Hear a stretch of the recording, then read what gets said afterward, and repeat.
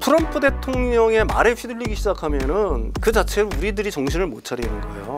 그럼 미국은 당연히 자충수를 두는 거 아니겠습니까? 미국의 자동차 산업 완전히 초토화됩니다. 미국의 농산, 농가 완전히 직격탄 맞아요. 미국 내의 이런 반발, 인내심의 어떤 폭발, 이걸 갖다가 과연 얼마까지 이걸 견뎌낼 수 있을까? 그 미국을 갖다가 경제적으로 고립시킬 뿐만이 아니라 미국에 대한 어떤 세계의 믿음 자체를 갖다가 와르르 허물어 버리는 거잖아요.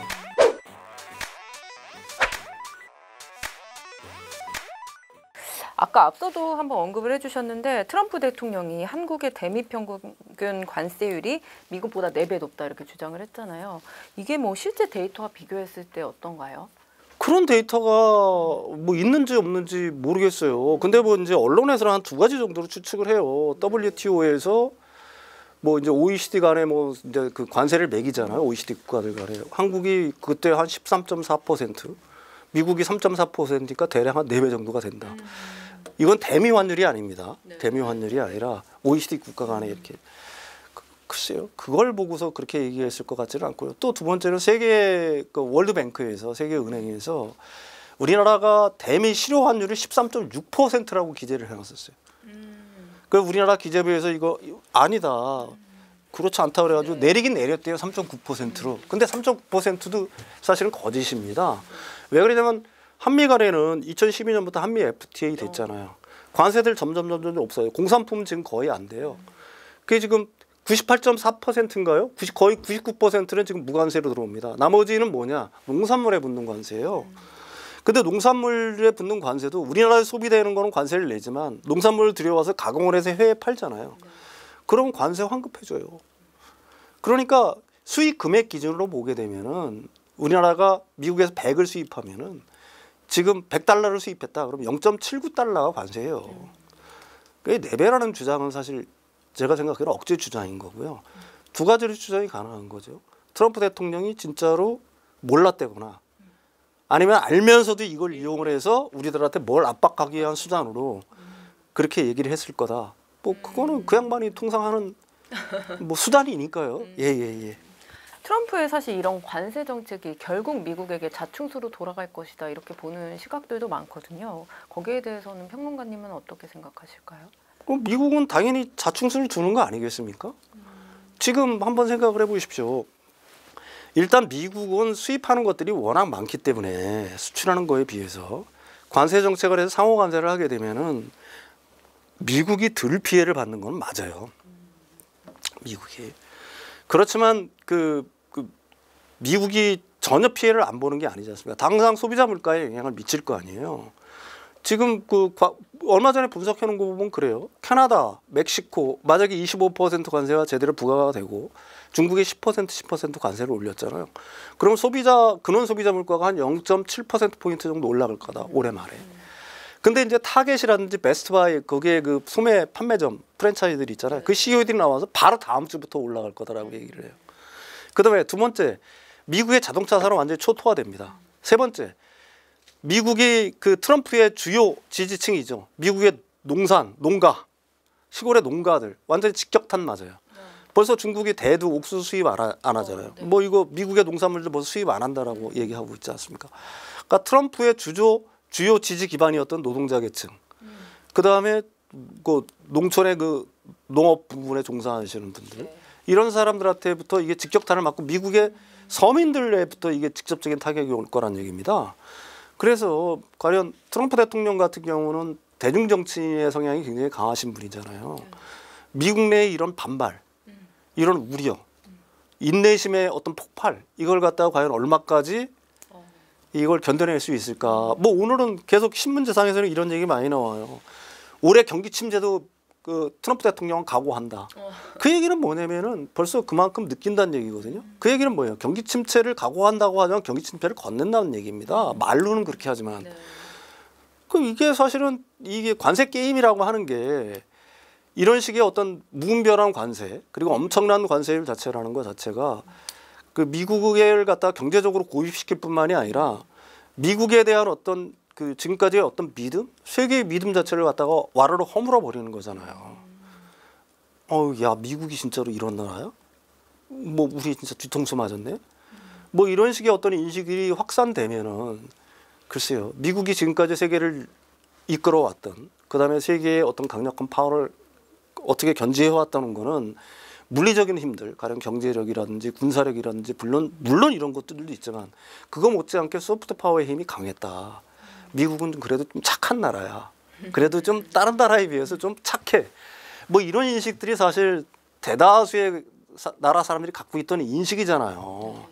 근데 그것들이 바뀌기 시작하는 순간 글쎄요, 팍스 아메리카의 시대가 얼마나 갈지 모르겠어요. 저는 그게 굉장히 의문입니다. 미국의 엘리트들도 분명히 그래서 그런 식으로 생각을 할 거라고 생각을 해요. 한은이 이제 금리를 인하하면서 한미 금리 차가 확대됐고 외환 보유고 감소에 대한 우려 뭐 이런 게 커지고 있는데요. 이번 금리 인하가 금융 시장과 실물 경제에 미칠 영향에 대해서 어떻게 보고 계실까요? 거의 없을 거다. 뭐 저는 그렇게 생각해요. 25bp 정도 내려가지고 지금 한국 경제, 실물 경제 뭐 글쎄요, 이게 엄청난 파급 효과를 가져와서 경기 부양을 할 수 있는 건 아닌 것 같고요. 이제 환율에 미치는 영향, 부정적인 영향들을 뭐 저도 걱정을 했고 많이들 걱정을 하는데 지금 그럴 단계는 아닌 것 같다. 왜 그러냐면 일단 그 달러 강세의 기조가 조금 꺾였어요. 그러니까 유로가 워낙 강세이기 때문에 상대적으로 그러니까 달러 인덱스가 지금 110에서 104 정도까지 좀 내려온 상황입니다. 그러니까 달러가 계속 강세면은 우리나라가 그 금리를 인하하게 되면은 원달러 그 환율이 상승할 수 있는 압력이 더 강한데 마침 그게 어느 정도 제어가 되고 있다는 얘기고요. 외환 보유고는 줄었죠. 4,600억 달러에서 뭐 지금 한 4천억 달러 정도 되니까 22년 1월이면 한 600억 달러 정도 줄었어요. 일부에서는 뭐 이게 굉장히 위험하다. 뭐 4천억 달러가 깨지면 뭐 어떻게 된다라고 얘기를 하는데 글쎄요. 뭐 우리가 이제 그 IMF의 경험 때문에 그런 우려들을 굉장히 많이 하는 것 같아요. 근데 4천억 달러는 세계 9위의 외환 보유국인 거고요. 뭐 제가 생각하기에는 그 정도면은 아직까지는 충분하다라고 뭐 충분하지는 않지만 우리나라가 어떤 위기에 빠질 수 있는 그 정도의 수준의 거는 아니다. 뭐 저는 그렇게 생각을 하는 거고요. 그럼 금리 인하가 부동산 시장 회복 기대감을 높이고 있는데 그 부분은 좀 어떻게 보고 계실까요?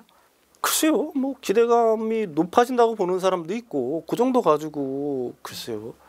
결국은 금리 내린 게 은행권에서 내려져야 되고요. 지금 여러 가지 대출 규제들이 시행이 되고 있잖아요. 그게 결국은 풀려야 되는 건데 올 7월 달에는 스트레스 DSR이라고 더 강화돼요. 뭐 지방에 안에서 조금 풀어준다는 얘기가 있어요, DSR을. 근데 뭐 지방 그 풀어준다고 해서 누가 지방 지금 가서 살라고 하겠어요? 그러니까 지금 이제 올라가고 있는 것들은 안전자산이라고 생각하는 강남 3구라든지 마용성 정도가 그거는 올라가죠. 그렇지만 우리들이 항상 어떤 가격이든지 그래요. 주식이 올라가려고 해도 투기적 수요가 있어야 되는 거고요. 부동산이 올라갈 때 실수요자뿐만 아니라 투기적 수요들이 붙어져야 되는 거예요. 투기적 수요의 연료는 뭐예요? 부채잖아요. 빚을 팍팍 내주면 투기적 수요가 있는데 현재 그런 상황이 아니고 그걸 풀어줄 수 있는 상황도 아니다. 그래서 뭐 일부에서는 뭐 집값 상승세가 뭐 전부 다 퍼져서 서울 전역 뭐 수도권으로 번질 거라고 하지만 글쎄요, 올해 내에 그런 걸 볼 수 있을지 뭐 저는 개인적으로 의문이에요. 이런 가운데 서울시가 최근에 토지거래 허가구역 이제 해제를 하면서 시장에 조금 영향을 미쳤는데 어제는 막 미미하다, 효과가 미미하다 진화하는 모습을 조금 서울시가 보이더라고요.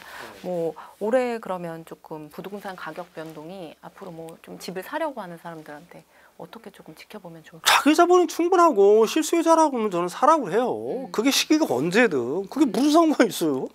내가 어차피 나도 지금 있는 집에서 거의 한 30년 이상을 살고 있는데 그게 어차피 실수요자고 내가 살아야 될 집이라고 한다면은 조금 내려간다고 그래서 그렇게 속 아플 이유도 없는 거고 또 올라간다고 그래서 뭐 그 집 팔고서 어디 딴 데 갈 것도 아니잖아요. 근데 사려는 사람들 입장에서는 꼭 추가 조정이 또 일어날까 봐 기다리기도 하죠. 근데 그런 경우에 자기 자본이 50% 이상 돼야 되겠죠.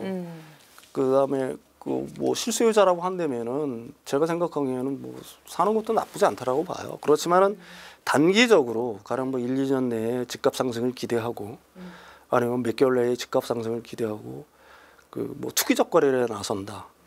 글쎄요, 뭐 투기적 거래에 나서도 뭐 강남이라든지 뭐 이런 데는 뭐 할 수도 있겠죠.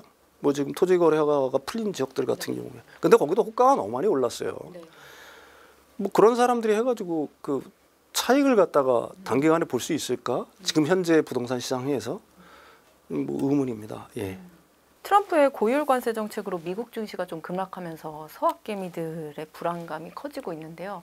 단기적 조정으로 봐야 할까요? 아니면 본격적인 하락장의 신호라고 봐야 할까요? 이게 트럼프 일기 때도 똑같아요. 트럼프가 일기 때 당선 전, 그러니까 취임 전에는 쭉 그 기대감에 올라가다가 취임하고 나서는 거의 31일을 빠졌습니다. 플러스 31일. 그러니까 거의 지금 취임하고 나서 31일 정도 지났잖아요. 그때부터 약간씩 반등을 해요. 물론 반등이 확 일어나는 게 아니라 이렇게 가서 갑니다. 지금 이제 트럼프는 말폭탄을 여기저기 막 던지잖아요.